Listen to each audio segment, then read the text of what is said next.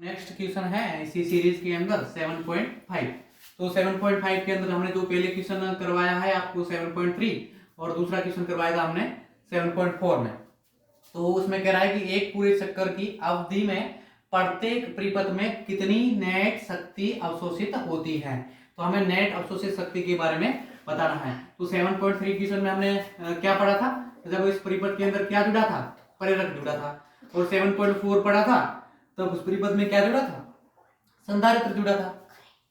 तो हम जानते हैं कि जब किसी परिपथ के अंदर जब प्रेरक जुड़ा होता है और संधारित्र जुड़ा होता है तो हमारे पास किसी क्षण जो ताक्षणिक धारा का जो मान होता है और वोल्टता का जो मान होता है, तो वोल्टता का मान होता है VA sin ओमेगा t होता है। क्या होता है, Vm sin ओमेगा t। और तो ताक्षणिक जो धारा का मान होता है वो क्या होता है, Im sin omega t minus π/2 होता है। तथा जब कैपेसिटर जुड़ा होता है तो वोल्टता का मान हमारे पास क्या होता है, Vm by sine omega t। और इसका मान कैपेसिटर धारा का मान क्या हो जाता है उसमें, Im sin omega t plus π/2। तो इसमें ये π/2 इसका क्या है, π/2 इसका क्या है, कलांतर है। π/2 कलांतर फाई कितना है इसका, π/2 है।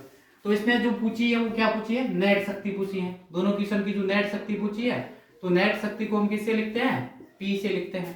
और जो P की जो वैल्यू होती है वो क्या होती है, P की जो वैल्यू होती है IRMS इंटू VRMS। और हमारा कोफिशिएंट होता है cos फाई, जिसको पावर फैक्टर कहते हैं, शक्ति गुणांक कहते हैं। cos फाई को क्या कहते हैं, शक्ति गुणांक कहते हैं। तो हमारे पास इस जो फाई की वैल्यू कितनी दे रखी है, फाई की वैल्यू π/2 है। तो फाई की वैल्यू π/2 हो जाएगी तो cos π/2 की वैल्यू कितनी होती है, 0, क्योंकि π/2 का मान कितना है, cos 90 की वैल्यू कितनी हो जाएगी, 0। अतः इस दोनों क्वेश्चन के अंदर जब 7.3 और 7.4 के अंदर हमारे पास जब प्रेरक जुड़ा हो, वो क्या जुड़ा हो, संधारित्र जुड़ा हो, तो हमारे पास जो नेट शक्ति होती है वो उसमें P का मान कितना हो जाएगा, IR में से इसके मल्टीप्लाई किससे हो जाएगा, 0 से। तो हमारे पास जो नेट शक्ति इसकी कितनी हो जाएगी, 0 हो जाएगी।